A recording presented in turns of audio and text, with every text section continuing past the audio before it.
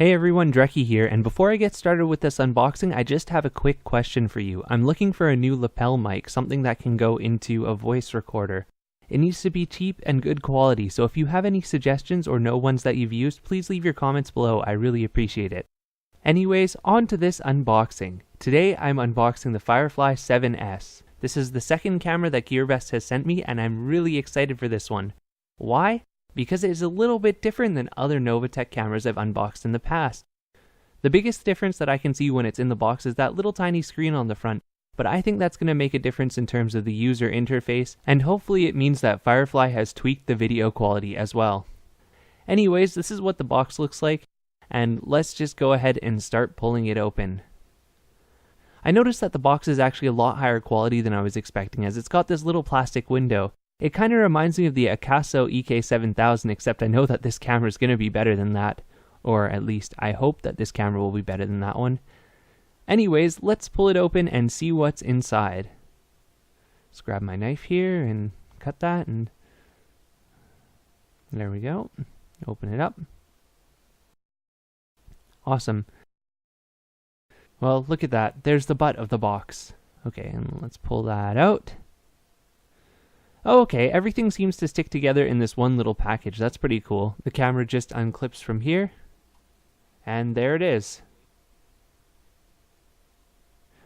I'm noticing right away that this camera is a little bit smaller than I expected. Other action cams I've tested in the past have been slightly bigger than their GoPro rival, but this one appears to be the same size.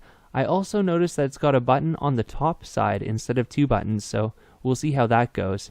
Inside the box are some bandages, an FPV adapter cable, stickies, USB charging cord, a different back with slits in it for audio recording, more little adapters, handlebar mount, some clips. Well, this all seems to be more or less normal action cam stuff. Nothing notable stands out about the quality of these accessories. This is what I expect to be included in this sort of package. More accessories. Well, that one didn't come with a bag. It seems almost like an afterthought. There's photos online of this thing with all the accessories laid out in a spread if you do want to see what's inside of it. Let's get on to the camera itself. What stands out to me about this camera right away is that little tiny screen on the front in addition to a screen on the back. It reminds me of my first GoPro actually, where my GoPro didn't have a screen on the back, but it had the little screen on the front. This is what the camera looks like.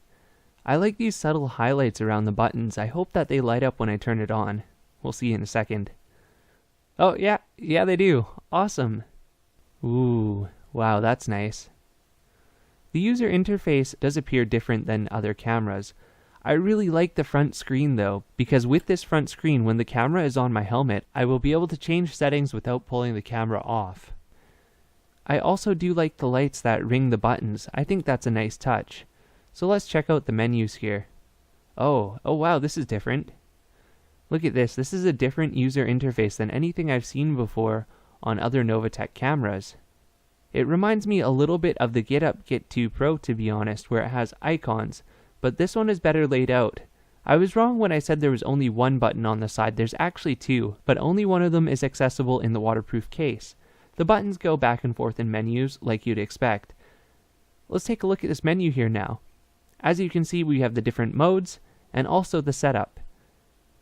I really like this way of doing things as it makes it a little bit more organized and professional, and the coolest part is that all of these menus are fully accessible by the little tiny front screen as well. These little tiny things are really what make an action cam for me.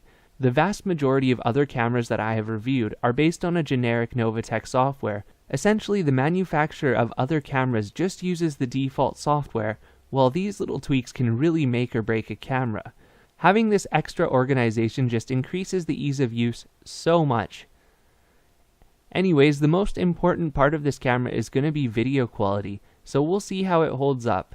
I only got out to test it once last night real quick, and I have to say that the gyro is noticeably better than some of the other cameras I've reviewed.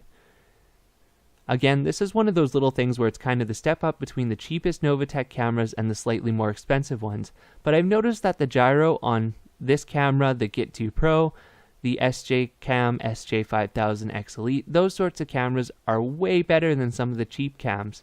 So I look forward to reviewing this thing a little bit more. and hopefully the audio is not as bad as some of the other cheaper cameras. Thank you for watching. Again, if you have suggestions about a lapel mic, please leave them below. I'd really appreciate it.